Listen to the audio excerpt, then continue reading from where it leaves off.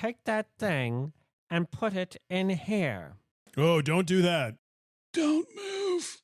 You're going to have to stop touching it. But it was working just a second ago. Welcome back to the Jack of the Shadows podcast, season 2, episode 29. Hey, you got it right. I'm Eric VC, and as always, I'm joined by my favorite George and Gracie, Adam and Dave. Say hello, Adam. Don't know who that is. Neither do I, but I'm going to have to go with George because I guess want to go I'm with Gracie. Gracie. Super. I'm Gracie. If I told you George's last name was Burns, would that help you at all? I mean, I know George I'll tell you Burns, this much. You guys George don't know Burns, who George Burns and Gracie Allen are? I know I who know they are. George yeah. and Burns. An alley comedy duo? Okay. I will tell you this much, though. I Tell don't me. know of Tell a me this George. much. I couldn't tell you a George Byrne movie. Oh, yes, God. You could. Oh, God. Oh, God, you devil. Oh, God, strikes again. The only thing that George Burns was couldn't have doing told in you the that. well, right. No, you wouldn't be able to do that because you were not in junior high school in the 80s wondering what the hell these Oh God movies were. Did you watch any? No, are you kidding me? We weren't allowed to watch those. You think we were talking about allowed to later watch a in your- movie where an old man plays a very cynical god? No. Come I to was Earth? saying that And a very you could have crass one watched at them. that. You could have watched them later on in your life. No, I'm they weren't sure they good. suck. I'm sure they're Yeah, not very good. All I know is that he did commercials with a cigar in his mouth. That's all I how know. he lived life. He was a very, very big deal in his time, as was his wife, Gracie Allen. They were a comedy Oh, duo. well, you didn't even mention that was his wife until just now.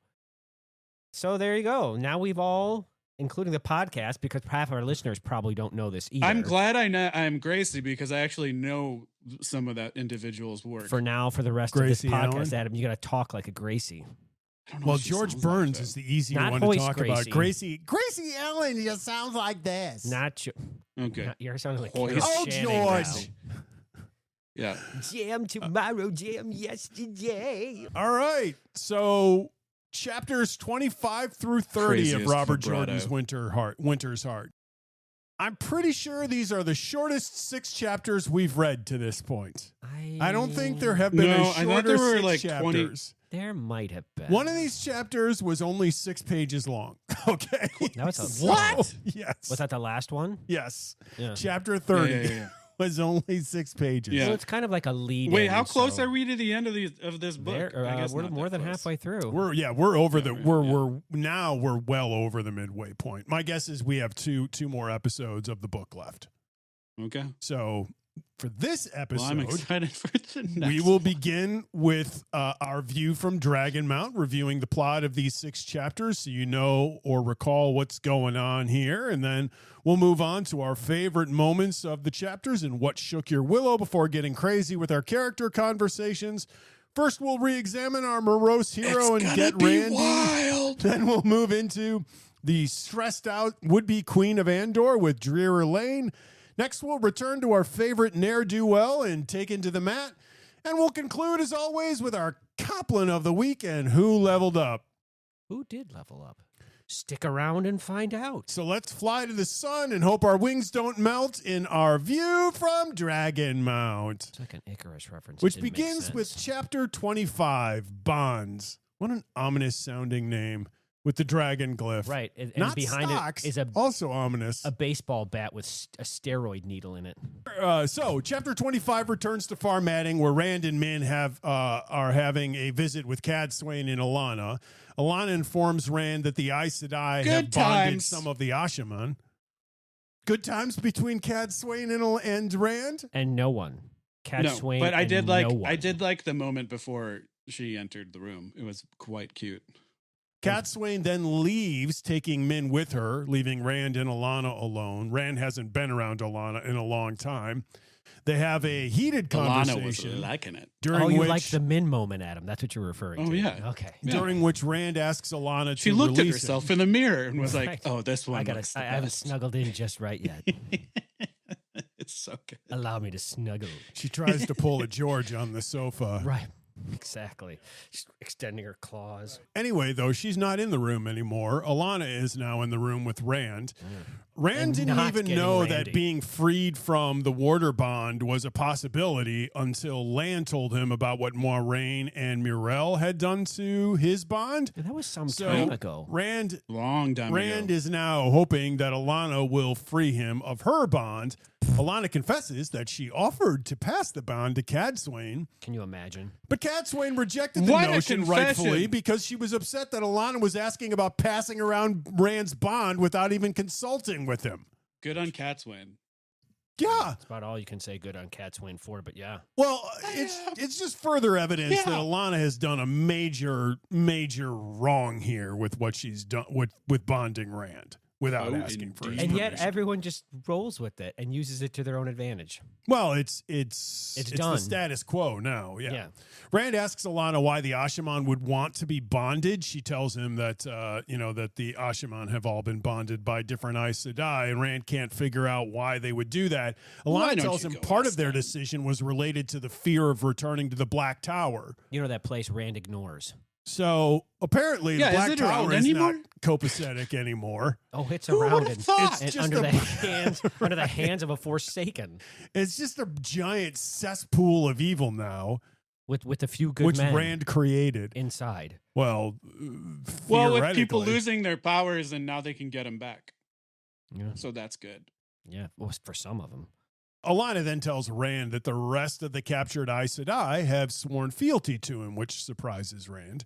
She goes on to say she thinks that Rand can trust all of them, and then begs Rand to use the assistance of the Aes Sedai at large to help him, which Rand's still not a big fan of. You need us. Rand asks Alana to return to Cairhien. He wants her to have Rafella, Marana, Bera, and Phaeldrin to approach the rebels and Haddon Merc. And Rand wants Darlin Cisnera appointed as steward of Cairhien, and his old laws left in place. So Okay. Darlin, who right now is the Darlin. steward in Tyr, Rand also wants Oh, to my become darling. the Oh, steward my of darling. Cairhien. It's a lot of stewarding. For one man who revolted against Rand when Rand took over Tyr initially. Rand sees things. Rand tells Alana that if he is Tyr. still in Farmanning when she completes her mission, she can return to the city, but at a distance. Yeah, that's something anyhow. And he does not tell From her a distance. who has bonded him or what his plans are. I mean, that's a lot to ask. It's involved.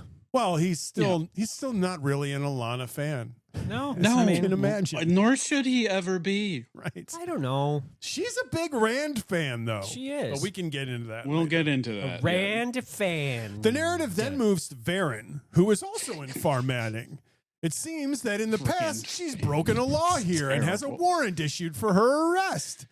It also must have been some time ago because while she's still concealed that she may be arrested, she thinks it's unlikely that if she remains discreet, she'll be caught. You know that no one recognizes her. Yeah, she's a lot older now. She also seems to be engaged in some sort of deception here. So Varen returns to the First Council's palace where she meets Cadsuane. Eric's so happy about this. Varen walks in on Elsa, complaining to Cadsuane about her decision to Elsa. allow Alana to leave on Rand's mission. And Cadsuane argues that she has to let Rand go, otherwise Rand will know that Cadsuane is interested in him, which she's working very hard to seem not to be. Cadsuane dismisses Elsa and confides to Varen that she has had no choice but to let Alana leave because of these reasons, commanding her to stay would alert Rand to her interest in him. She also tells Varen that she has surreptitiously learned from Min that Min has told Rand he needs Cadsuane, and she reaffirms her intention of returning Rand to his humanity. Convinced of Cadsuane's good intentions, Varen slips a black unopened vial back into her pouch as she pours Cadsuane's tea. We're just going to mention this like the last two, Look, maybe two sentences. Are we coming back around to this later? No, we're going to talk about this now. Okay. Yeah, Well, of to course. me- Eric is so happy about To it. me, this may finally be the distiller of doubt. Of we're all suspecting that she's evil, and she doesn't kill the primary person because she believes that primary person has Rand's best interest at heart. Ooh. I mean, that's kind of a big deal. I understand that thought process. Yeah, I because get it's you're I didn't- saying. I get I you're didn't saying think that, about like, that. That is she- logical. But she's also clearly murderous. I mean, if Rand wanted Cat Swain dead, he could have her killed, the, right? the two can be run synchronous to each other. You can be a good guy in this novel series and murder people who are bad guys. That is definitely true. I don't know if she's a murderess. I think she's willing to commit She's murder. willing to do what it takes. I said murderous, not. Yeah, she was clearly that does willing make to you- murder someone. Yes. I guess that makes I you mean, but I willing. think we've seen Then every you are single one of these murderous. characters almost do that at some But given again, point. this would be totally rogue. Rand did not ask her to do this. Well, totally I rogue mean- from Rand, but remember, Right. she's part of the White Tower. She's not beholden to Rand. I don't even know if she No. swore an oath to Nobody in Rand. the White Tower has asked her to do this either. To be clear, no one has asked her to do this. We don't know that at all. We don't Just know because that we're they not have told either. that. We Didn't don't she know that think- they have either. I mean, that She did things before that it didn't. Was the White Tower actually asking her to do No, when she was no. torturing those? yeah, this is my point. Is Once that, again, though, that doesn't. You're yeah, automatically. no. I'm I not mean, I don't saying know you're what you're wrong. automatically doing. I'm not saying you're wrong. Dave. You just have a different take on it than I do. I was like, this woman is trying to kill somebody. I mean, like she is not constantly, but there have been a couple of occasions where she has done something like this, where she was on the verge of killing somebody and then just decides at the last minute not to. I think there's one other I instance couldn't where remember this happens. any other instance that, but she's done other things that we've been like, what is this all about? Well, she's constantly insinuating herself into circumstances. Yes. It just seems like, again, she decides not to do this because it seems like she determines that Cad Swain is trying to help Rand. So again, I understand the conclusion that Therefore, she by is proxy. an agent of good. I would disagree with that and say that I think she has her own motives, which sometimes coincide with Rand's and sometimes don't. She does seem to have her own motives, but this is of her own motives that we've seen before. We've never been able to look to one or the other direction and say, was this good? Was this bad? We simply didn't know. In this situation, we clearly know. It seems good. Yes, because without Cad Swain, as we've seen from Min, if we Do don't, we, though? much as I I hate mean, Cad Swain, I don't mind if Adam Cad doesn't Swain mind if does. Cad we Swain does. know from Min if Cad Swain's gone I and know, Rand's I not know, with I know. Cad Swain, that's the end of everything. I don't mind. Right. I know Yes. there's like, What Min sees.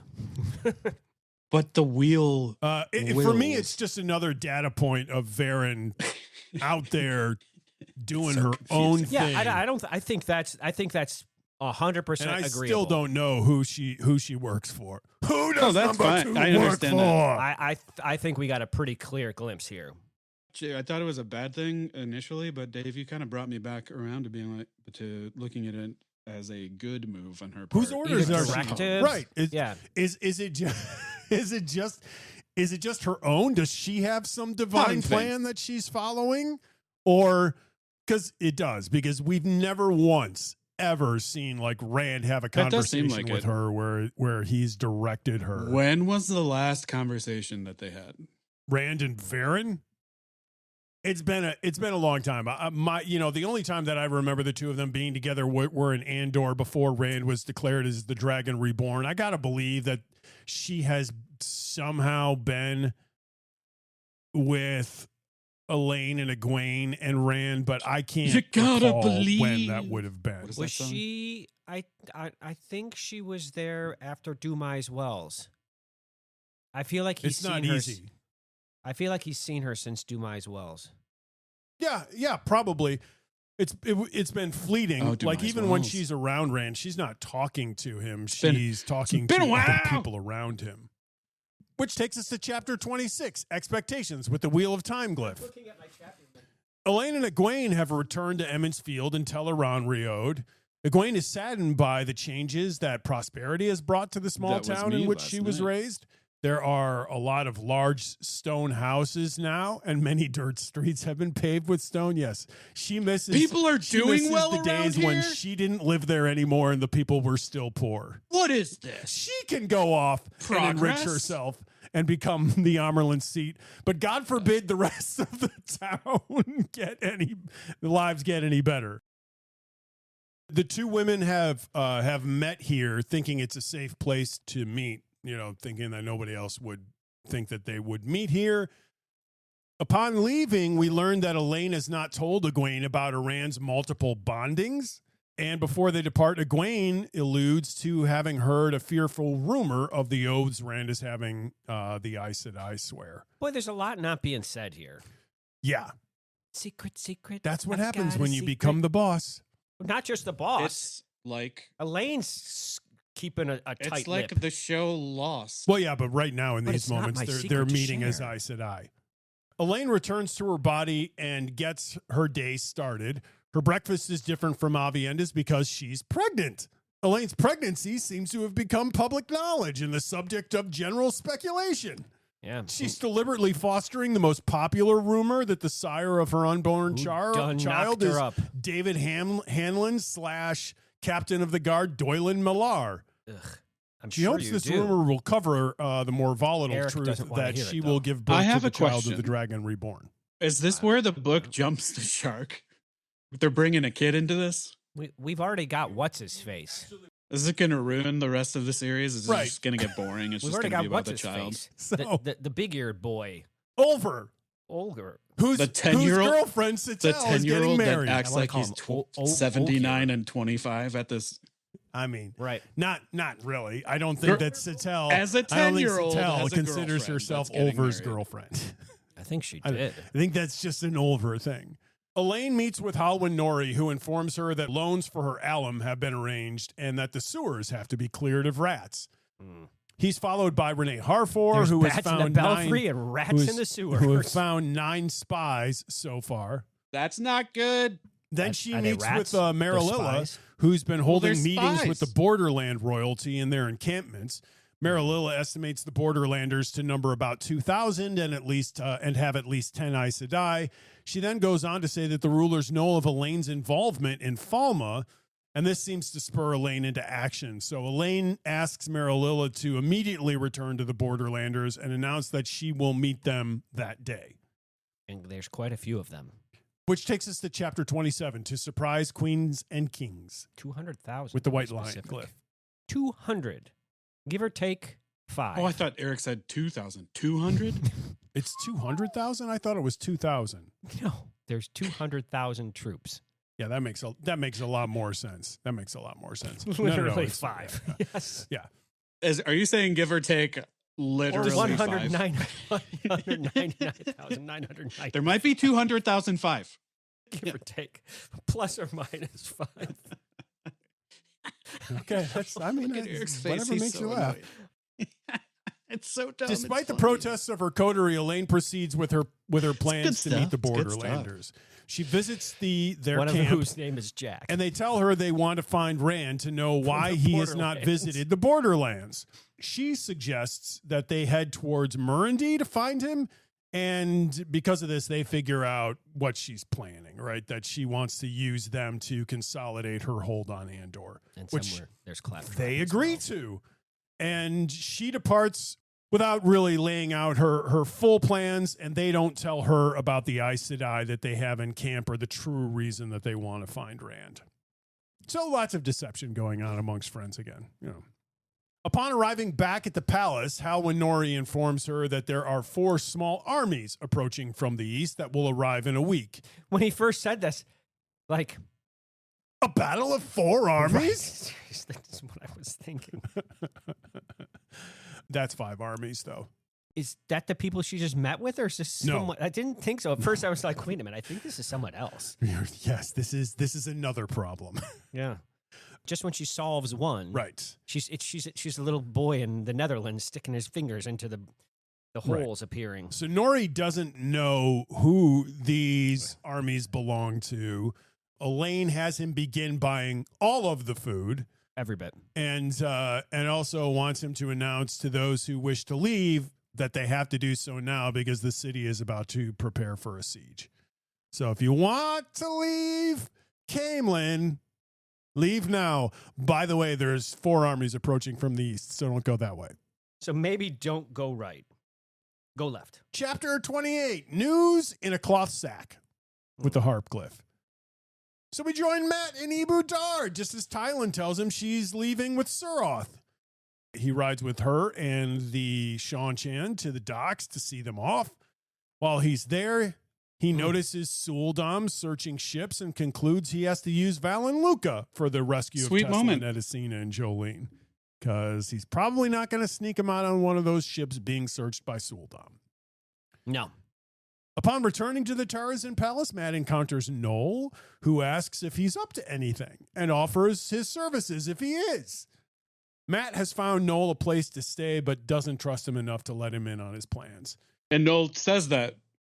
Noel says, "Oh, you don't trust me enough." Noel's a very insightful character. I love the fact that there is mention that he just goes to taverns and just mentions stories about being places where That Noel, he knows things. there are descriptions of things I hope we encounter at one point of giant people even taller than Ogiers. With their face in their face on bellies. With their bellies. face in their bellies. Right. It's just talking belly buttons is all it is. He's just a really big exaggerator. Or he has a fetish. Exactly. Apparently he's been to Shara, too. But he said but it sounds like he's been very strong. Noel either knows a lot of stuff or, as Matt suspects, lies about a ton of stuff. This from the liar. Well, it takes one to know one. Maybe. Noel also informs Matt of something very important. The golem seems to have reappeared. He also knows that Matt is up to in something. Ibu Dar. And he wants to join in. There's been a person who has been found with their throat slashed. So That doesn't sound that gives good. something else for Matt to worry about in addition to a jailbreak. In addition to having to free all sorts of demone and get Suldam and, Aes get out Sedai, unseen and forge by letters, fake seals, you got this get dresses, unearthly leashes. being running around slaughtering people and drinking their blood. Yes. You got a vampire going about. Matt Got another murder. Get another murder. Looks like another murder. Make some murders 3 and That's 4. murders 3 and 4. Matt finds Julian and asks him to steal 3 Suldam dresses and a Damane dress along with an Adam. Julian, whose happiness at Tuon's departure leads Matt to conclude the thief catcher is seeing a Dakoval, agrees begrudgingly to Matt's plans. Beslan overhears the plans Matt, Julian, and Tom are making and suggests that he create an uprising to help cover their escape. This guy. Matt, with some effort, is able to dissuade him of this idea, which is more than certain to get he and his mother killed. Absolutely. Yeah. He's got a fire.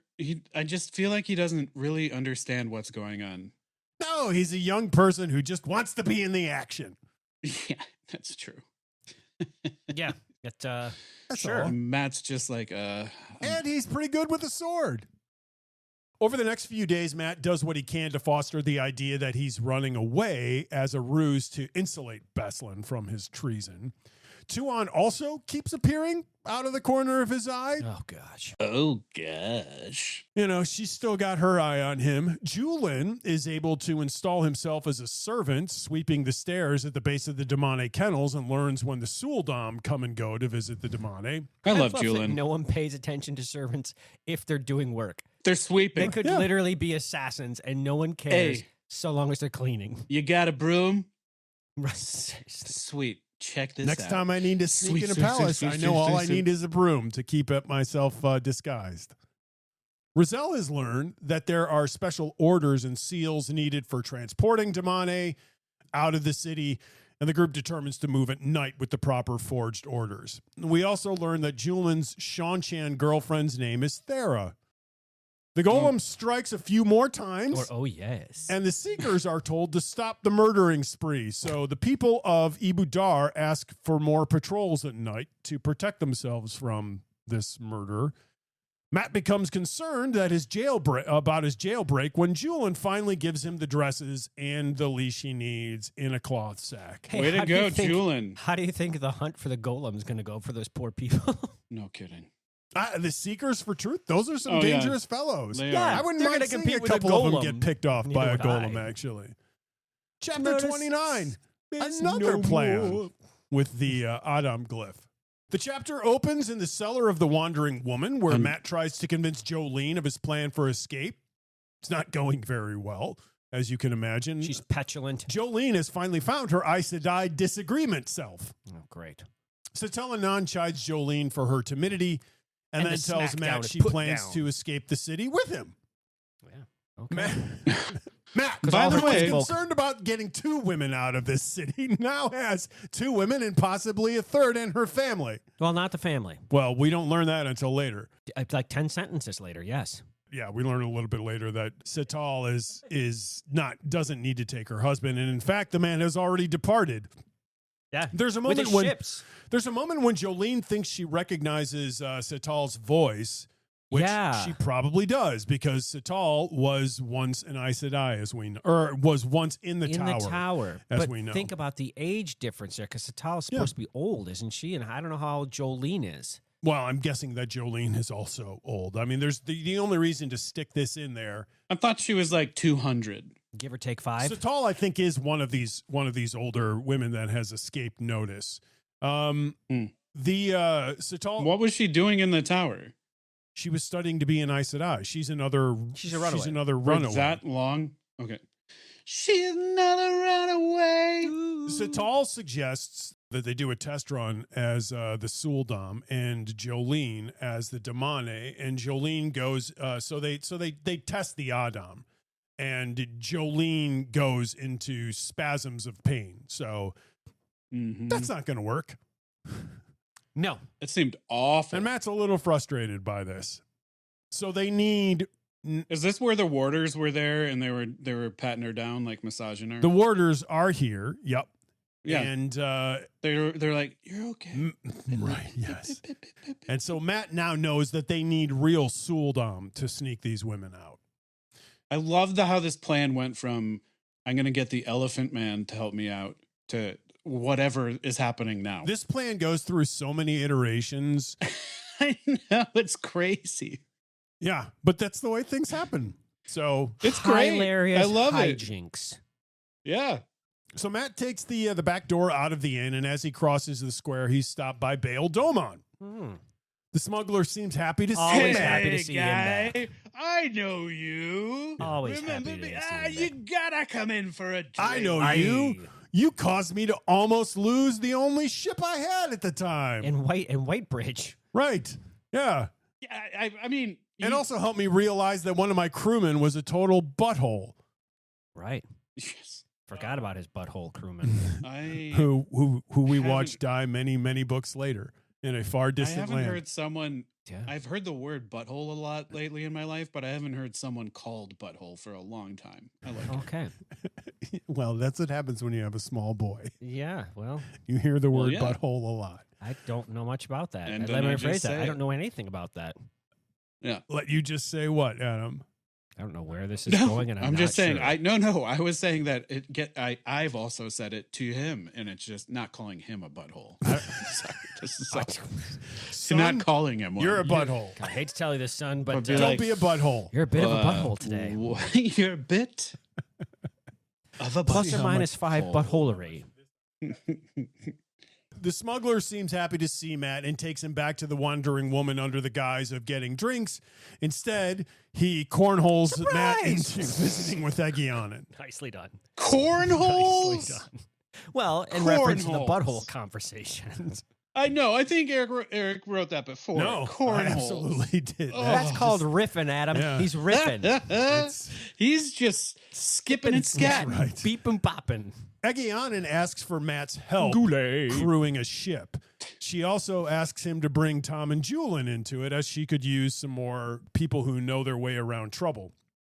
Matt asks, What you know Yeah. about I think they're good guys. have kissed a man? Matt asks if she has a ship, and she says she will in a month when her money arrives. Might have one. Oh yeah, I've heard that Might have before. one in a month. Yeah. Sure. Matt asks what's this about, and she commands him to leave, but Dolman insists that she tell Matt what is going on. So before she can, Matt concludes that the Seekers are after her, and Matt then tells her Our boy Matt. that they need to make her disappear that night. He asks her if she can provide 3 Suldam who can keep quiet, and she imagines... Love I it. got this. She does, she says she can. No, love it. Matt's a little Domon got a circumspect, little but- got a little tense there. Got a At little one point. feisty. He was like, We then join Matt back with "That's Tom my and woman Julian. that kind of owns me, but doesn't own me anymore." We join Matt back in Tom and Julian's quarters in the Turazin Palace. They're discussing their new plans, and Adam. And Matt gets Tom to tell him what assistance Egeanin provided them.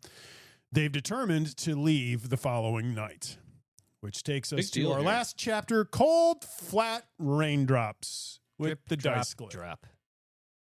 Or cold fat raindrops, for that matter, not flat raindrops. Oh, did I said flat? Yeah, it's You fat. did. Yeah, it's That'd fat. be very interesting Cold, if they were cold fat and flat. raindrops. Do you think it'd be? I think it'd be more painful. I don't think Flat it could raindrops? exist. Yeah, no, they're that's a flat. nice metaphor. I guess if Sound like a razor if there's blade. enough wind, Sure. yeah, that's what it feels. If there's enough wind, I guess they could get pretty. I think flat. I've heard the expression of flat rain. People have expressed, they've expressed to me many times about the cold flat rains. Powerful. They've expressed other things. So chapter 30 starts with Lopin reciting to Matt how they will get Ulver and Matt's valuables outside the city to meet him. Matt does not actually plan on meeting up with these men and his things, so he's told them to depart without him and proceed to the Band of the Red Hand if he does not appear before sunrise, which he's sure But he what won't. about that gold? I mean, they'll have his gold. He'll be able to get it at another point. Bestlin has guessed at Matt's plans, and Matt has had to allow the man to have some friends set a few stores on fire to assuage his desire to participate in the escape plans and gain some revenge on the capture of his homeland. So Bessler still gets to cause some chaos as long as he is sure to be spotted in a tavern while it's going on. He's really annoying right now. This is my question. He's saying that they're like against him personally, and that he's having to fight the war against these Because folks. his mother's not fighting, so he feels he has to take it This is the personally. man who was supposed to inherit this kingdom, and now, I mean, does nobody get why he would be frustrated by this? No, I get Okay. why he'd be Okay. frustrated, but he's just not making the best. Well, he's like 23 or 4 years old. Hey, I mean, that's He should be ancient better this at age. this. He should be better at understanding how to manage a conquered land. I mean, Rand's running an entire world, so Bestlin needs to just suck it up. I'm not surprised by his true. furor at the Sean Chan and No, his adolescent desires. I am not surprised by it, but I feel like he should have better plans. Everybody is not Matt, Adam. Well, they They should be, can't. should They have can't all a be Matt. little better plans. Well, if you meet Matt, as he has for you should several be- times. as he has a lot, you should understand. Oh, this guy knows what's Maybe going this on. guy knows how to throw down, and I should listen, even Yeah, though he tries but- not to. I hope he dies. Oh, wow. Okay. I hope Okay. if he Why? does, Just I hope he kidding. takes out a few No, I Sean don't. Chan with him. No, I'm just Okay. kidding. I don't. He's It's like he's a fine. violent He turn. needs to go gloriously in battle, if so. I like Bestlin. He's just Yes. really young and dumb. He's normally not like this, though, is my point. He's normally I don't not think this he's way. really Remember- young. Remember, He every is time Matt's older gone than out with him, Rand. they get into fights. Oh, He gets I into have no fights all the problems with time. that. It's the whining. It's the whining I whining. don't like. It's the whining. I agree. Matt sees Teslin. But I want Don't say he's young anymore, dude. He is older than Rand. Matt sees Teslin walking with the other Suldam in the stable yard, and the resistance. The he stable saw- yard? Stable yard. He's Adam. slurring his words. Adam. No, I like us. I'm It's just not a imagining sable it. yard. People it's walking nice around in stable. mink coats. Right? Yeah. Yeah. And Love the it. resistance he Or just saw in her sable. when they last spoke seems all but gone, which really worries Matt. Yeah. Yeah. Oddly enough, it doesn't seem to matter whatsoever. By the way, this chapter ends, which is Matt returns to his bed and waits for the night. When night arrives, his plot goes into action. Egeanin will go to pick up Jolene. Tom and the others will meet Matt before Dal Ira, or Tom will get them out with orders and a seal. Julian will Yep. pick up Thera, and off they go. Matt meets Egeanin They got all these things done. outside the stable yard. Egeanin's changed some of the plans and basically gathered just about everybody there. She tells him she's also taken on Jolene's warders and Sital to create an entourage for herself so that she doesn't look strange traveling without one. They look like big, strong men holding my candles. She introduces Matt to her Suldam, and this is a little bit of a reveal here. It's Sita and Rena. Oh, boy. And away they go. Yeah, I mean, whatever. Poor Julian had to go through all that work to get the stupid dresses in the eye down. All for naught. Yep. Yes, Julian went through all that work. Tom was working on forgeries. Matt was trying to figure out how he was going to strong-arm Vannon into getting all these people to go into the menagerie and then get the menagerie out of town. And to this point, they don't need any of it. It's like... It's been much ado about nothing. Yeah, but then Matt thinks to himself, okay, well, you're changing plans. I was also going to change. One great mind meets a stronger will. Do you think that storm was because Matt is Taviran? Oh, wow. I've never thought about that. I don't think so, but it could be. That'd be crazy if the Taviran could change the weather. I wouldn't be surprised if the weather would be surprised, changed but it would for Rand to assist him. I could easily see like Rand needing cover and it being a foggy day or something. So that's a pretty sound observation. But a lot of times when I'm not saying like I'm just saying that you're not saying he did a rain dance. They get some good luck. It's not like he was asking for it, but it's just because he was. I thought maybe because he was there. That the description of this was. There's also a downside to the rain too, because that means that anybody who's seen out in it clearly has a reason for being out in it, and that makes them suspicious. So he's concerned but also by it seems like you can't really even see anything. It's not that hard of a rain.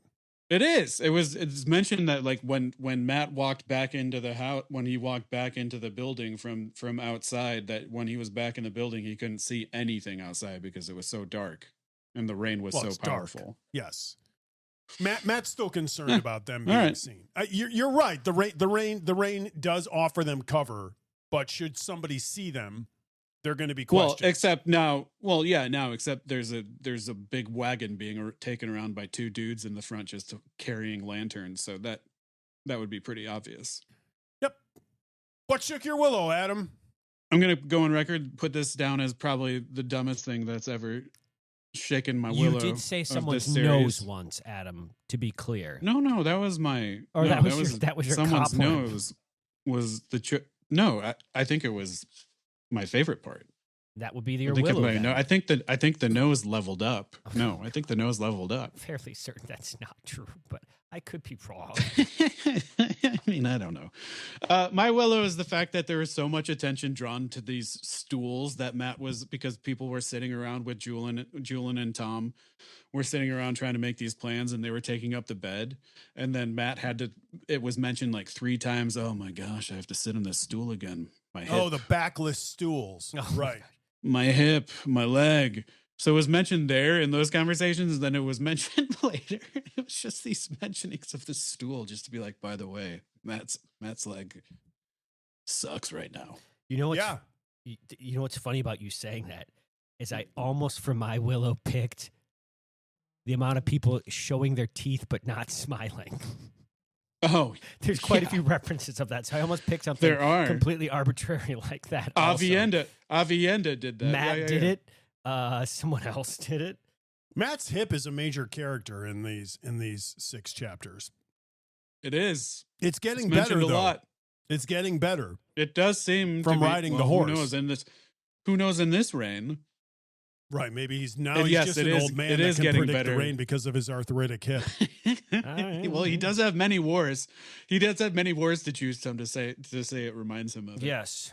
I suppose I should have chosen his hip, but I'm going with the he did use his hip to sit down in a chair. You chose what you chose, Adam. I'm going to show my teeth.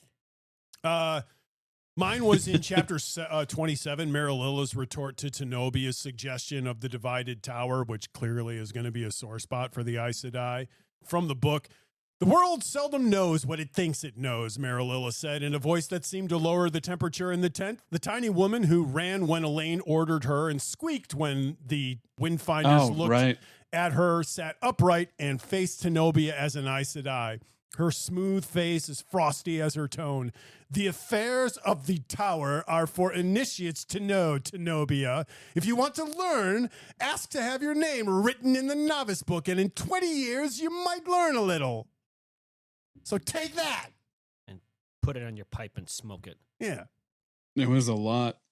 So it was boldly delivered. That was mine. Otherwise, it was going to be when had the way that Tenobia or who is it? Somebody dismounts from their saddle by basically just falling out of it. I thought that was Avienda. I thought yes, Avienda, which I thought was super funny.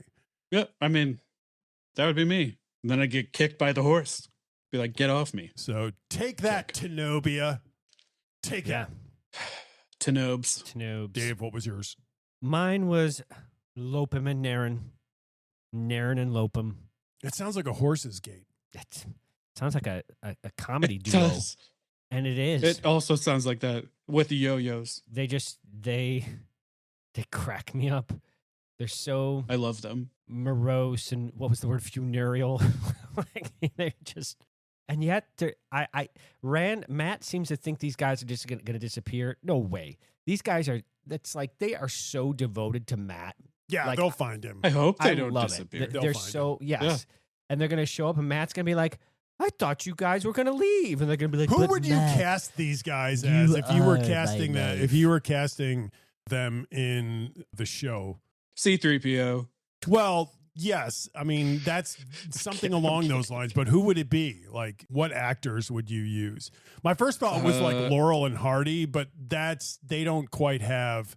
They don't both have this somber. No, aspect. I'd want Statler Lopin. and Waldorf. I would want Lopin to be Brian Cox. Okay. Yeah. He could pull it off. All right. I think you can get a morose Jonah Hill in that. Yeah. The other one needs to have be a tall, thin person with an aquiline nose, though. Like, a really long face to go along with it. Adrian Cleese. Brody. Adrian Brody. John Cleese is too old, man. We didn't say if he wasn't in his prime. True. That's true. I mean, I did choose Brian. I don't know. I mean, what comedies other than the Wes Anderson movies has Adrian Brody been in? I'm Nothing, sure a 'cause lot he's that morose I'm and not everything aware. else. Yeah. Yeah. Yeah, but I could. That's But I like Oscar Adrian winner. Brody's look for sure. For sure. Me All too. right, let's get Randy here. So we get Rand and Alana, which we haven't really had. I want your opinions on like what you think about Alana after these chapters. What I feel like is we're trying it's trying to get us to like Alana a little bit because it's showing honestly how giddy she is to be around Rand and how she's going to be sad that she won't be around him. But she still did an awful thing. She does bad things for the right reasons. I think she just makes bad decisions. I mean, she made the ultimate. I'm not bad excusing decision. that, yeah. absolutely, but No, we all know what she did, and we all Right. know So how. I felt like this is a softening of while we're getting some time with Alana and Rand, and it's Does anybody have like a thumbnail Kind of. character sketch of her, like a profile of what you think she is as a personality? I thought you meant. I would appearance. imagine that she's. It's tough because it's tough because in these chapters we hear so much of what she's going through with her bond with him. Mm-hmm. So, and I think maybe That's who tough. she is as a person has Well- changed since she's taken on this bond with Rand because now I feel like maybe before she was very maybe self-centered and very egocentric, and now she's got to be greater than that. Though the act that she did was greater than that in a controlling sort of way. Which one of you said you think her personality has changed? Me.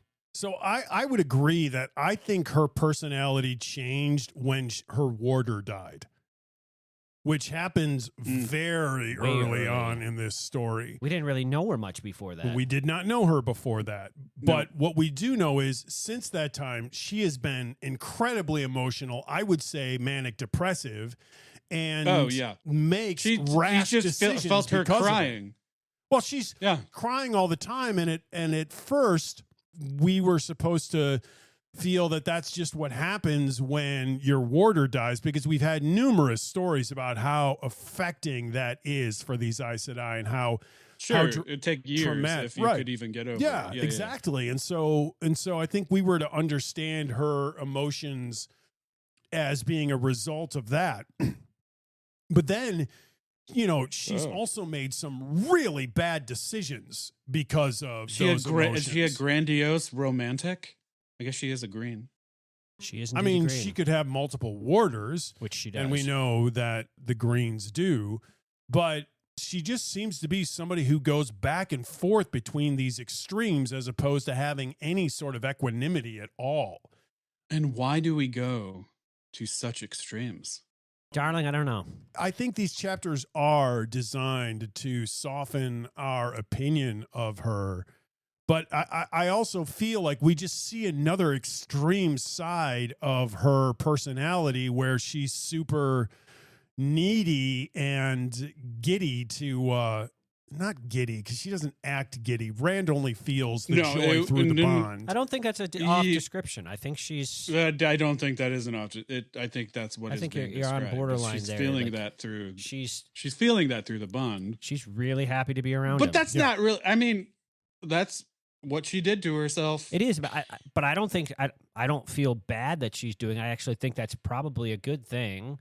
And Min did say that she can trust her. So Min would have, of anybody, Min would have a reason not to like her or whatever. Sure. Yeah, absolutely.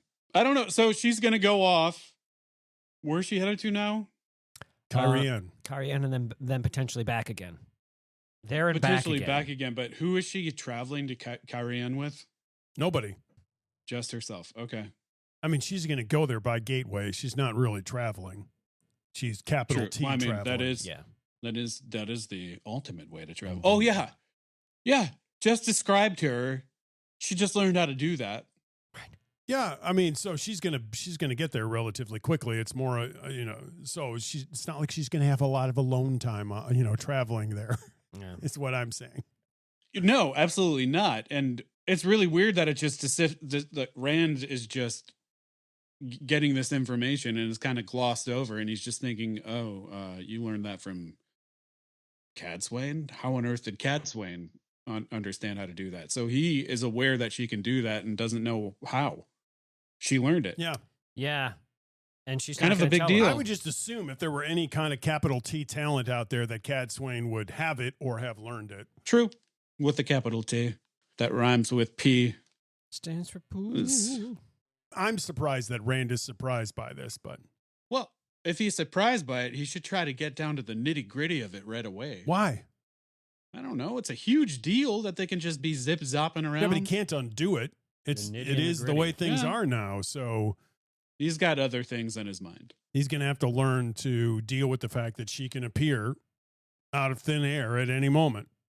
In his bed. Well, hopefully she doesn't choose that because she might kill him, but... As long as she has Alana around, he's all right. Sort of, as long as he knows she's with Alana, which he didn't in this case. Yeah. She did just sort of appear. Yeah. Did he or didn't he? I don't know if he did or didn't know that she was. No, he didn't know. No, he thought Alana was going to be walking through the door, which is why Min went through all those acrobatics. Well, I know that. Yeah. And she did, just not right away. Right. She did. Yeah. Right. Just the histrionics of orchestrating herself on the bed. And speaking of Cadsuane, Luce Theron is as wary of Cadsuane as Rand is. The book says Rand could almost feel Luce Theron go still like a ridge cat crouching in the shadows. Luce Theron was almost as wary of this woman as he was himself. Puma. He's a puma. Ready to pounce. It's less scary when you're saying things like, I'm a puma. Because I'm saying it way too cute. Wait, hold on. I'm a puma. I'm a puma. Alana says that Rand's bonding to Elayne, Min, and Avienda left her unconscious for 3 days. What? That's There's so much. That's quite some boot knocking. Let me just tell you. No kidding. She's like, that's rude. It's just a lot of emotion. Yeah. That's rude. Guess what? You bonded me. Right. Not my fault. That's what you get when you let your heart in. So that is what you get. I mean, sorry you were unconscious, but I didn't do this. Well, I mean, and I should not have to tiptoe around. And I had some help from. I wonder, so with Rand being bonded to her, has she not been having her own canoodling time? Because I think maybe Well, Rand would have remember, experienced we that. just learned this new thing of masking the bond, which everybody always knew how to do, and we only learned they could do within this book. So maybe Rand has been doing it when he's feeling her No, getting maybe the business. she's been doing it. Oh, masking his bond? Oh, yes. Maybe. Somehow at the end of Rand's conversation with Alana, Rand believes that Cadsuane is not really interested in him. And he wants her to be. I Like don't. a dumb little child. I don't Wait, get what? this. I don't have your I attention. don't. I didn't Yeah. want it before, but now I really want it. This is silly. This is very immature. I guess he's getting everyone's attention all the time. I suppose. He didn't want her attention. He wanted. No. This is ridiculous. He wanted to be ignored by her.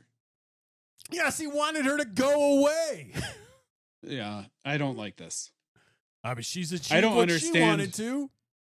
Yeah, she has. Yeah, she's playing him like a fiddle. Yeah, it's not good.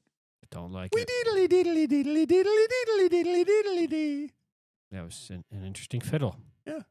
It's Irish. Not only did Eric just fiddle, he faddled. He fiddled and he faddled. You're right, though. He just got surprised by her coming into the room then. Yes, Yeah, she owned him. she did. Ugh. Again. We're not going to talk about her slapping him? She slapped Oh, him. yeah, and she slapped him twice. She slapped him. And he, Almost got slapped again, and then told Alana he'd been slapped enough for one day. yeah, and hurt her wrist. I felt like that was a big deal on his part that he didn't fly off the handle when she did. Like when she slapped him, I don't know if he recognized Yeah, that, but then I did but say then I'm he's not like, supposed oh, to do but that. I just want her to like me. Right? Yeah. I don't want her to slap me again. Yeah. Maybe she just made him massively codependent at that point. Mama. Mama. Let's move on to Drear Elayne. In chapter 26, Drear Elayne, Elaine and everyone else, it seems, has learned of her pregnancy from Min. Everybody. What's Min doing? Oh, Min's getting sauced. Min's getting sauced? I mean, she was Wasn't before. that the mention that she was getting sauced? She was and that's soused why she got it to out? deal with the boot knocking going on because she didn't do a good job. Oh, Well, they masking all the went bite. out drinking. They were all sauced. They all went They out were all drinking. sauced. Yeah. They went out drinking with Brigitte, which is like, It's like it's you it's better the schnapps. buckle It's up. the schnapps, No, Dave. Brigitte's not drinking schnapps, man. Brigitte No, is I'm not just saying drinking it's from schnapps. it's from Seinfeld. It's Yeah, That's it's fine. Seinfeld. Brigitte is not schnapps. drinking The vault. schnapps. She is drinking. she's drinking whiskey beers. and vodka. no, Right. no. Brigitte is drinking. No. beer. I mean, maybe It's maybe big beer's a mugs. chase. big old mugs. Maybe a beer chaser, It's Usquai. but she's drinking hard alcohol. Usquai. Right? They did go off to I drink. They hope did it's go off to not drink Us- Usquai. That word is in my head all the time. As it should be. Yeah, Jinx. Usquai. So everyone knows. Everyone knows Elaine. Elaine is pregnant. Everybody Everyone knows she'd be knows. knocked up. Like, I don't know how did Min tell some of the servants? I'm worried because about she this needs, child. She knows that Elaine needs a new diet now. Like, how does this information get out? Because Elaine's not out there broadcasting it. Why do I feel like the wise Can we ones be? are somehow involved Can we in be this? honest here that Rand is going to be the most absent father of all time? Well, he's also No, gonna- sure. He's also Avienna's going to have 4 kids through him all at one time. So yeah, he's going to be absent from a whole lot of fatherhood. He's going to be like one of those guys from the 80s that just had Just- 3 just families to in be- 3 different states. Just to be fair here, these royals don't raise their own kids. So they're all absentee Gonna parents. be royals. It's not like there's a lot of direct parenting going on here.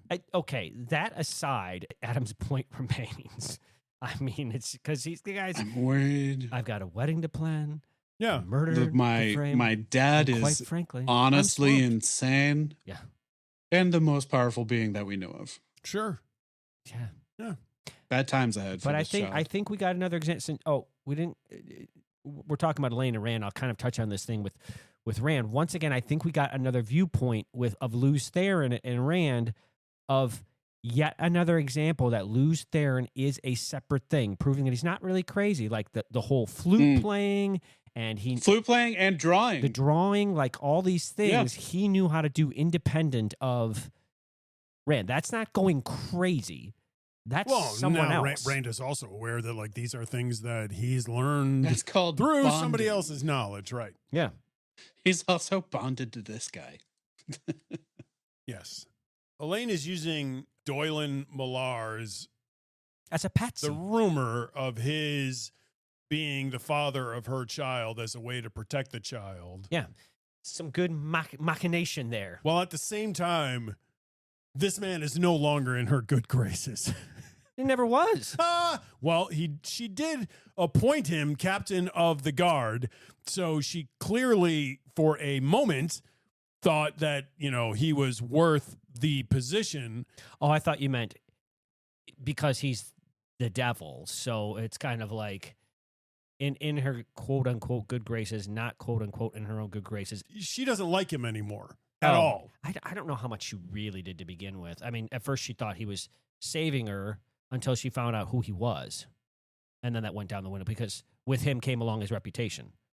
When she found out who he was, Right. and they told her, "Oh, Yes. he pinches bottoms, and he's Right. Yes. a lesser." Right. and Once all she this stuff. became aware of his character, she started to become concerned, and now Pinches he's booty. around her all the time and leering and Pinching making bottoms. comments, Bootums. about her. He's clearly disrespectful. Yeah. And He is who we thought he so was. She has his number now. Not even remotely the full extent of his number. No. Doesn't know that he's nobody in would league have, with the dark friends. right. Yeah. Nobody would imagine exactly how evil he is, but Nobody expects the he's Spanish clearly Inquisition. a bad person. He's obviously not a good person. No, I don't know. So, there's And I hope he meets a There's greasy, the- oily end, she's Greasy she's and gonna oily, be- huh? She's going to be like Sbarro Aware pizza of him. going down the wrong I hope way. he meets a dry, sandy, sun-hot end. Okay. All right. you want him buried. Are up you to his talking head trash in on sand? Sabaro? No, I was saying it was like Yes, because I it is do. greasy and oily. I like it. And then the coup de grace is put a little bit of honey in the face. The ants. Then the ants come. So, what do you think of Elaine's dealings with the Borderlanders? I think it was a masterclass. I think it was great that fact that she's coming in there and trying to help. I think she got everything Help she who? wanted. Who's she Ca- helping? Camelin. Well, that's her. She's helping herself. Well, no. Once She again. is Camelin. She's helping- She's the queen. Well, Yes, she's but going the to be people. But the queen is also the people. So it's much more than just herself. She's not doing this just for herself. No, she is doing this just for herself. She's doing this so she can consolidate power and become the queen. I understand what you're saying. There's a technicality there that you're not acknowledging. She's not the queen. She has to declare herself, first of all, and then she has to consolidate the throne. She can't do this all on her own, which is the reason why she needs these Borderlanders. So she's doing this. This is politics, man. Politics. She's doing this for political It is reasons. politics. It's not altruistic. Do you feel like she's not treating the Borderlanders as they should be taught? Well, we don't know what their Treated- intent is sorry. with Matt or with Rand. Yeah, I Yeah. have no idea how they should have been treated. She's not abusing them The by meeting any means. was- She's not asking them to get involved in something that's going to have people killed if they No. Not handle unless it they, right. Yeah. She handled them pretty well. So this is a win-win situation for everyone, as far as I see.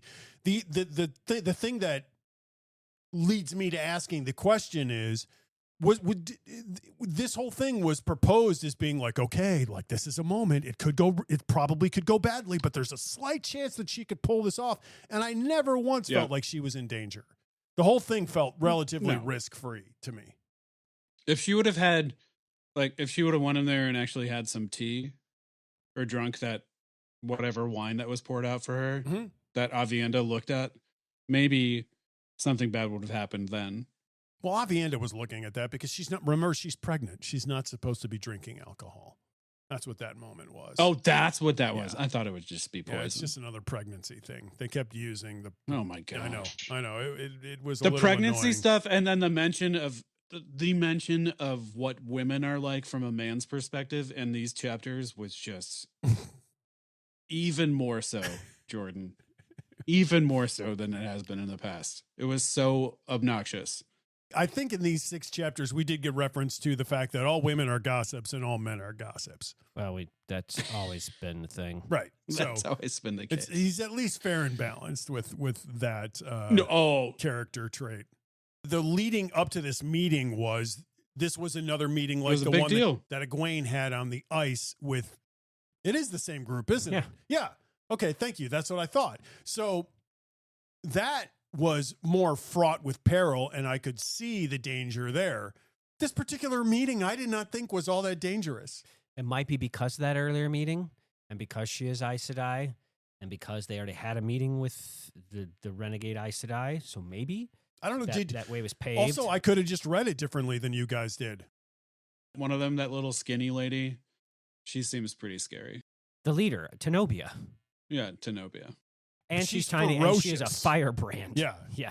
She's and not all that attractive, apparently, because that giant nose and wide mouth. Not attractive, but I think super frog bill. What are those birds called? Frog bills? I mean, don't frog mouths. No, I think she's super pretty in my mind. So she's very alluring. Yep. If not classically beautiful. Love a big nose. So does Perrin. I never felt like Elayne was in danger here, though this was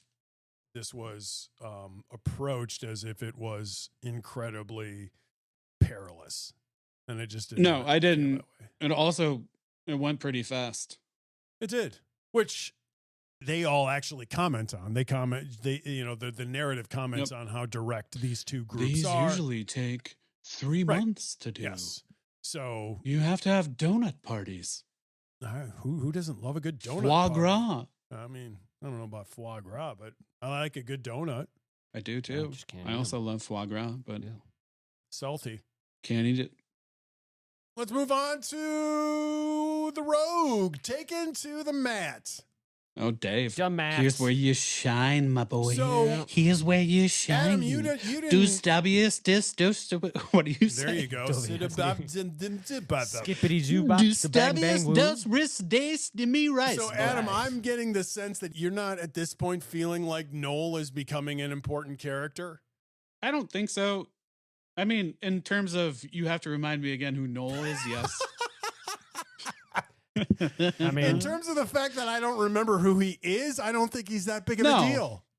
Yeah, because I have my mind set on the Reuben sandwich. I know he saved the golem. That's it. That's who he is, and he tells all these stories. He does seem to be sticking around, which seem to be overinflated to Matt. No, I love Noel. And it's really, really sad that I thought he was some other character. But this guy is awesome. I thought he was the dude that made the clothes for him. I thought he was the guy who made the clothes for Matt. Lopum and Naren? Naren, my lugubrious friends. Right. It's just surprising to me. Noel is still around. This type of character should have disappeared by now. And if he doesn't... I think it's interesting that he's back. Or that he's just sticking around. I think maybe we're going to see more of him. Yes, I would. That's when I'm concluding. I hope we're going to see more of him. He would have been gone by now if he weren't that important. I want to hear his stories told in person. I can't tell whether Noel is the man that Matt thinks he is, or whether Noel is the person he represents himself as. I think he is a person of means. I think he is reliable. He seems like a person you want to have in a pinch in your corner. And how Matt doesn't see that, I think maybe right now it's because he's maybe got a few things going on. You have two different aspects of Noel. You have the fighting aspect and the ability to handle himself in a skirmish, and then you have the tales that he tells, which go hand in hand, I feel like. And that's where the question comes in is, are they tales? I hope he's been these places. Yeah. I'm starting to believe he's been these places. I mean, sorry, they're kind of crazy stories, but this is a crazy land. So I mean, sure. I don't know. I don't know. Yeah, I could see why people would be like, "Yeah, okay, dude." We talked to Tom Maryland. We know these stories. Oh, absolutely. People would be questioning this, but they haven't experienced being around the guy. But isn't that it? Isn't he just like another Tom Maryland? Honestly, sure. Maybe he was maybe he was the same as Tom. I mean, maybe he was a Gleeman. Yeah. I'm trying to think back to early Tom Maryland. And there definitely was in the very first book, in the first couple of chapters, like, remember, there was a long period of time where he was just a Gleeman and not a bard, right? Where we didn't know he was a bard. And so, but he was good with his knives. They thought that he was just a guy who had a bunch of, Songs. tales to tell. He hadn't demonstrated the ability to engage in court intrigue and politics, etc. Noel feels very much cut of the same cloth. And you're right. We were a little suspicious of Tom to begin with. There's some questionable people seem to think there's some questionable things about his past that I don't think are questionable at all. I think everything he's saying is real, and it's just so fantastic that people have a hard time believing it. But we are in a world, in a land of fantastic things. And how people don't quite realize this. They're talking about that coin landing 7 times on end because Rand is around him. I mean, this is wonky stuff. And they're having a problem with his goofy stories. Like, well, he is telling tales of people with faces in their stomachs. He is, but I'm sure he's telling other tales. And he's also doing too. it in a tavern. He's also doing it in a tavern while drunk. So I trust his stories. I hope they're true. Matt has other people's memories in his head and survived being killed. That guy should have no question about anything at this point. That's one character that's hanging around Matt. I love him. I hope he comes around more, and I hope we have a tavern scene where he's telling a tale, and then he backs it up with photos. He's like, "These are my drawings that I did of this character with a belly full of a face." As you mentioned, Adam, Matt has had a bunch of different versions of this escape plan that he has thought out, written on paper, drawn schematics for, and been questioned and said, "Oh yeah, I got a plan," without having. And then plan. Been crumpled up and thrown into a fire. Yep, into the fire. He is on the verge of escaping Ibu Dar. Yep, but at the same time, that's so close. We know he's going to end up marrying Tuon. Ew. Oh yeah. Ew. So do we think he's actually going to get out of this city? I have no clue when they're going to get together. He could come back. It could be now. She could be somewhere else. else. It could be 3 books from now. Right. I mean, I have no idea. I'm hoping she dies and someone else becomes the daughter of the 9 Moons. Yeah. That's what I hope. You don't like her that much? No, I don't like her at all. Right. Why? I don't like her. What's your problem? We need a nanny. What's your problem with her? She's bald. You think that Matt is going to escape and then come back to her at some other point? Or she should come back. Maybe she hunts him down. Who knows? I feel like it's set up here that this is a big deal that Matt's been trying to leave the city for a while, and it's a big plan. And by for a while, you mean the 25 chapters of this book?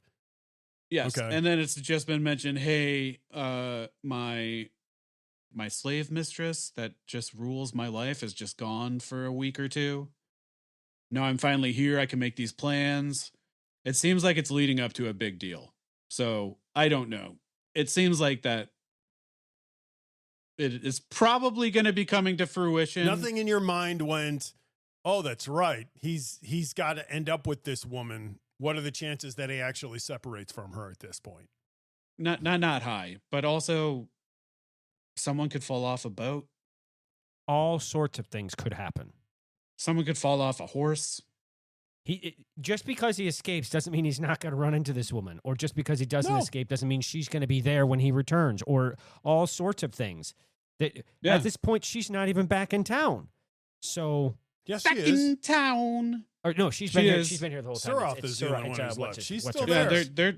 She's back. She's back in town. I mean, she's she's there. Eric is creepily. Eric is correct. She has she's been there. She's been there the whole looking time. at him, maybe leering. wishfully thinking she's not. It's easy to confuse the two. There are a lot of letters that their names have and bald heads shared.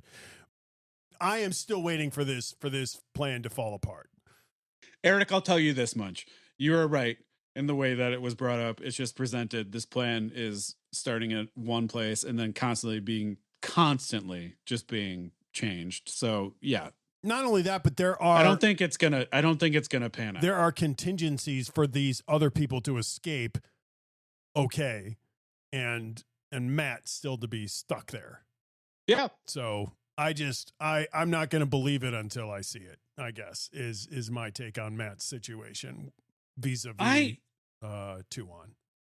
So Dave, are you looking at this relationship when it is presented to us is going to be worse than Perrin and Fael's? 1,000%. Oh boy. She seems like a firecracker. She seems like a peach.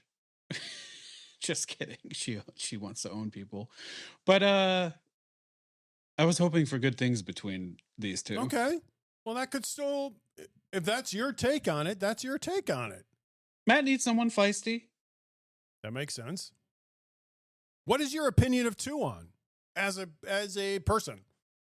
It's really tough to tell because she's been quote unquote hiding who she actually is. Yeah.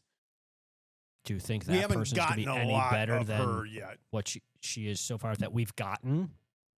From what we have gotten is an explanation of what her upbringing is. So I don't know if she's going to be someone that is going to stick to that or will be changed by Matt, because Matt is such a powerful, charming individual. Yeah, I think we got two. Perrin is not. We got two alphas in a room. You're probably right that we don't have a lot of information on 2-on yet, other than the fact that she's extremely young, extremely concerned about her stature as it relates to her position in but she's hiding it. Chan. She's not unlike Elayne, once really. again a ruler, and we got a lot of female rulers here, which is interesting. Egwene, Elayne, Daughter of the Nine Moons, Fael. But they all have similarities, and they all care about their people and leading their countries and that sort of thing. But they all have very different characters, let's say. I want to see her fight. Well, I'm sure she probably can. We already know she was trained how to. Yeah, I know. I want to see her fight. Right. Yeah. But what? So why you mentioned Matt needs a feisty woman? Why is that? He's just enjoying his life at this point, and so wouldn't you think he would want someone less feisty so he could enjoy his life, not be challenged? I feel like his relationship with Tylan. Yeah, Tylan. He obviously enjoys that. The pink ribbons? There's mention about the fact that he's like, oh, I'm wearing this drab robe now. You know, it could do with a little frill. Him spending that night in the room is nostalgic. Yeah. Like he's going to go away and he is going to miss it. Is he going to miss all of the aspects? No, I don't think so. This has always been a love-hate thing. Yeah. Yeah. It is a complex relationship he has. I was just curious. Like but he likes, so I was curious why you thought that. What Matt would want for himself and what he needs are two totally different things. Absolutely. Yeah, absolutely. So I'm just hoping that this person offers enough, honestly, fight back for themselves, just to be like, if you're going to be in this relationship with me, then. So speaking of relationships, Julian is in a relationship with this woman who we only learned in the last couple of chapters. Name is Thera. Dun dun dun. Yep. Okay, so Thera, for those of us who don't remember, named Adam. Right. Thera was a Tarabonner noble. It's a me. Who is the paramour of Lord Andric back in the Shadow Rising. Ah, okay. She loved ice peppers, remember? And Bael Domon was bringing ice peppers to her. Was talked about so much. Yes. Yes, I do remember that. Holy moly. So she was being tortured when during the whole craziness that happened at the Panarch's Palace when they got the sad bracelets. She was being tortured by Tamael in the Panarch's Palace. Wow. Elayne forces her to cooperate with them, and they bring her back to the Three Plums court, where she's disguised as a scullery maid until it's safe enough for her politically to reemerge back into public life. Holy smokes. Apparently, when she did, she was then captured by Suroth. The next time we see her, she is dancing for Suroth in front of Morghese. They want to make her a Dakoval, and she is kept as a Dakoval and renamed Thera because her name was originally Amathera. So she's renamed Thera by Suroth. So she is property of Suroth. This is who Julian has decided to help escape. The High Lady Suroth's Dakoval. Yeah. And highly prized Dakoval because she was Terabon royalty. Remember? Like Suroth was super proud of having this former royalty as a dancer. Yeah, I do remember that. Okay. So this is I love that you're going back and doing these And that was at the now. same time Leandrin was around. This is who Thera is. This is who they're sneaking away. This is who he chooses So not to kind of somebody fall in love with. who's going to just disappear and Suroth is going to be like, okay. There's going to be Sean Chan chasing them. Or at least trying to find them. I'm less hung up on all the importance of who she is to Suroth than that she is that important, but she's really just kind of treated like a dog in a kennel. And she can a get prize dog. She can get other dogs. That's kind of my take on Suroth is you're only important to me as the next person is important to me. Sometimes you get your big dogs. Right. Yeah, sometimes you have your bred animals and then you have your mutts. Yes, sometimes you do. I don't think this is going to be somebody that Suroth is just going to let go. I think she's going to be more concerned that there's just a whole bunch of... There are going to be other problems, right? There are going to be Right. a couple of Domani who would have been freed. And the fact that the daughter of the Nine Moons is there when she loses her crap in her house and people disappear. And then she's got to deal with that. That'll be disaster. I just feel like now knowing the back history of who she is and the fact that it was just like mentioned, oh, you can just bring your girlfriend. Matt's just like, oh my gosh. Well, Matt has no fine. idea who she is yet. No, Right. but he's just going through it. Right. Just like, I have all of these things to deal with. Yeah. Okay, fine. Just bring her. Yeah. And then it turns out to be this woman. Yeah. That's crazy. Right. So That's Jordan. it's like a homing beacon. It'd be like saying to somebody, "Hey, we're gonna free these animals from this kennel here," and then discovering that one of them like won the famous dog show. Yeah. And then you're like, "Oh, this is not going to go unnoticed." Well, that's not going to be good for business. So she was there when the whole sad bracelets got introduced, which we now know are not at the bottom of the sea, but are in the hands of the Sean Chan. So what do you think is going to happen when it gets learned amongst this group when Egyanin says, "Oh, by the way, we didn't sink the sad bracelets to the bottom of the ocean. We actually gave them to the Sean Chan." I don't feel like that's ever going to come up. It has to, right? Well, the reason why I don't think it's going to come up is because The people who are involved now are going to very shortly all be together. yeah, but that feels like How would that not come because up? I feel like has to come up. I'm trying to get them. I'm struggling to get the words out. It feels like a decision of state. Like she still wants to protect the rights and goods of her country that she still feels strongly about, even though she is rebelling against it to an extent. She seems to have this muddled sense of there's a dichotomy between delineation, yes, and sure. I don't feel like she's going to delineate that to people who aren't of the state. And that's these guys. I don't feel like that's going to come up. She's going to keep it as a secret from Elayne and Egwene? Well, she's not with Elayne and Egwene.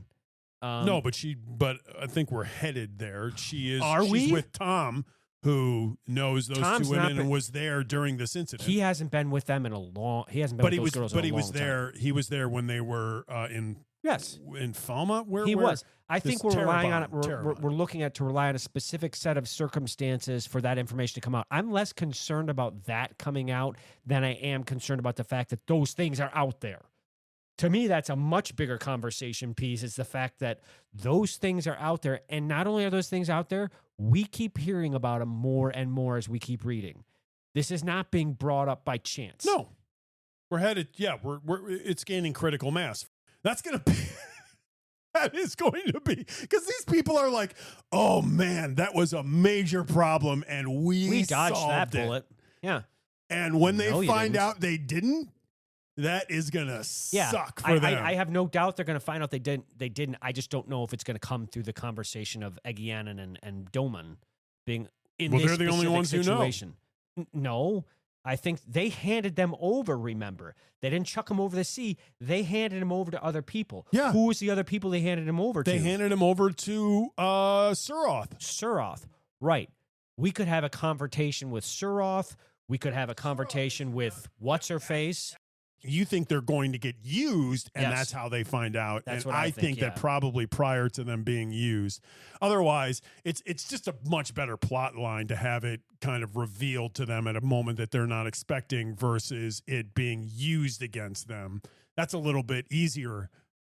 Yeah, it's just a better plot line. So I suspect it's going to come out. I don't know that it's going to come out soon, but the players who could reveal it now are together. Yeah. It would be easier if, like you mentioned, Egwene and Elayne were involved in this party, but Tom is a proxy for those. And I could see it being revealed. I as think it part would be of their a conversations. very strange conversation to reveal, because now that I'm thinking about it, not only mentioned the secrets of the state, if you will. Yeah, it is a secret. It's a secret of the state. She turned it in because she knew she was supposed to get rid of it, and she deliberately chose not to. So why would she enter into that conversation with these guys and be like, oh, by the way, that thing you guys were supposed to do? She felt like she didn't have a choice. They gave them over because they felt like they didn't have a choice, not because they didn't want to chuck them over the side. They had the plans to do it. They were in the area. They were about to do it. And then when they get boarded, they don't really have enough time. And not only that, but their captors know that their captors know that they have them. So if they were to act, the captors knew they had them because they found them. They could have chucked it the minute they got out into the ocean. Why couldn't they have just thrown them over the side? Board them because they're looking for them. So they don't get rid of them because they're going to get killed if they don't have them. Yes, that's what I'm saying, is that they would have had a chance to be like, okay, find Fling. They would have probably found them. But just being like, hey, let's just go off to the side of the ship and just throw it off now. Remember where they were was the deepest part of found. the ocean. I don't think they would have been found if they had been chucked over, but those Egianan and Bael Doman would be out of this story. Oh, yes, absolutely. They'd be dead. That's all. Speaking of things that don't make sense, we have the moment where Matt is thinking about Ulver and getting Ulver out of the town. And I want to get over Ulver's throw him into the Ulver's no kidding. Snakes and Foxes game that was given to him by his father. And it just had me thinking about this game again. My dead father that nobody can win survive this long? That children are still wanting to play it. Like, how is this game still around? You can't win the game. It's the ultimate game. Everybody knows you can't win the game. I think you just gave us the answer there, particularly because it's played by children, and children often cheat at games. So, would you not want to play this game? No. Then? What would be the point? Yeah. Okay. There's no point to the game. Like you. Yeah, sure. But I feel like there are a lot of people that would think there for the kind of is just a point to the game. Yeah. Sure, there will definitely be plenty of children who aren't aware that you can't win without It's not cheating. even. Yeah. But how many children play games that you can't win? Well, that they can't win over and over again? If they didn't know.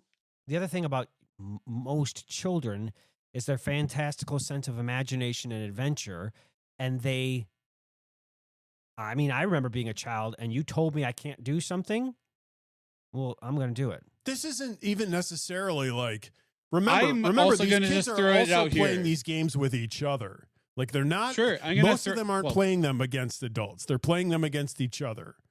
If you're playing and there's no way to win games against each other, then you're gonna all this other lore from these other kids that are playing this game that are talking about there probably is one way to win it. Right. Sure. That's the whole point I'm making. That's the whole point. This is an example of what youth is. Youth is that sense of wonderment and adventure. And when you're being told you can't do something, I mean, like the never-ending stories written about this. You can't read this book. Like the adult does that because he knows the child is going to do it. You can't win this game. The child's going to play it because they think, I'm going to win it. Children aren't being told that they can't win this game. Careful the things you say. What you're suggesting is the way that this game has survived is because children have been cheating at it for years, and that's how children play games, is through cheating.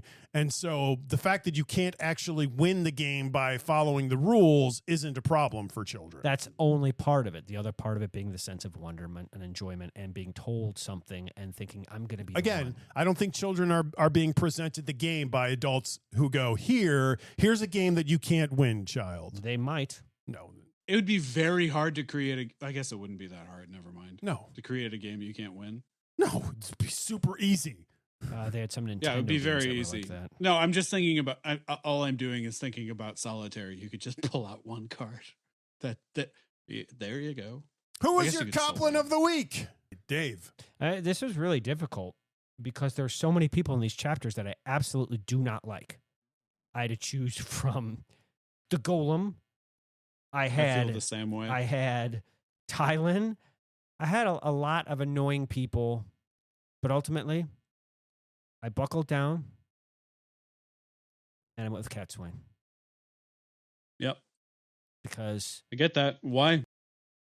in as much as we don't like and don't trust Varen, and I do believe that Cat Swain is for good, I just, every time we get examples of her, she's just... This isn't about good and evil. This is about who you like and who you rubs me don't the like. wrong way. That's fine.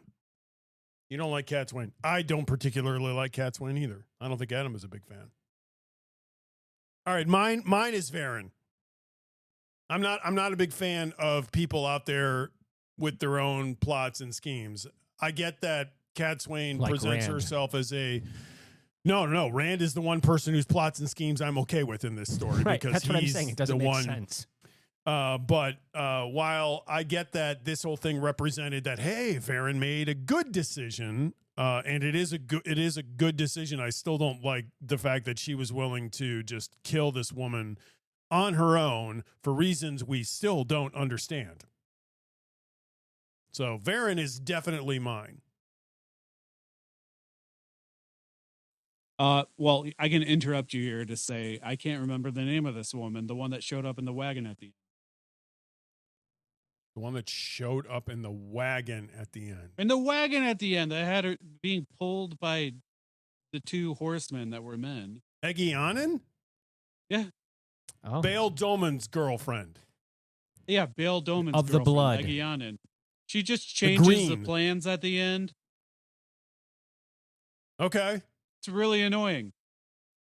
I mean, She's just trying to mess. she did kind of pull it off, but to this point, right. this is just the end. This is just the beginning. So it all could still fall apart. Yes. It seemed like a strange move. Who leveled up? Adam. Alana. Alana. I'm here for it. It's unfortunate. It's not I have to say unfortunate. it.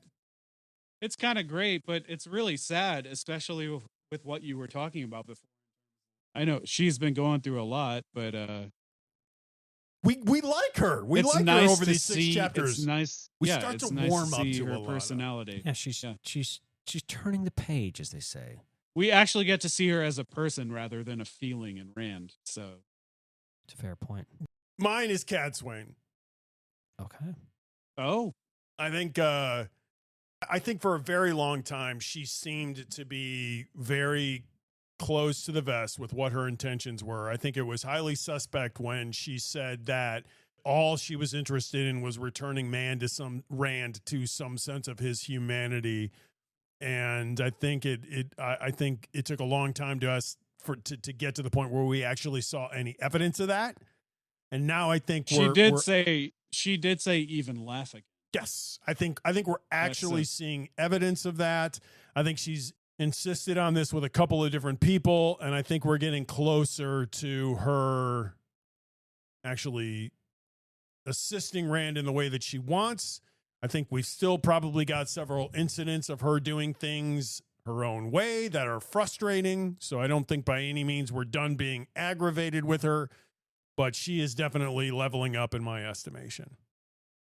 Dave. I will see your cat Swain and raise you a Varen. Ah! Because Varen leveled up for me. Holy moly. So we have two sides of the y'all different are sides of the spitting coin. out some spice. Yeah. Like many, I have been suspicious of her.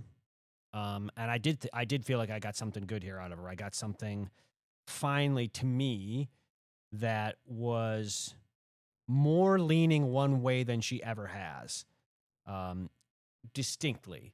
Because I do feel this was an opportunity for her to bump Kate Swain off. Whatever her plans may be, whatever they're aligned with, we don't know yet. We don't know who's pulling the strings, so to speak. Though we don't really know that with Cat Swain either, for that matter.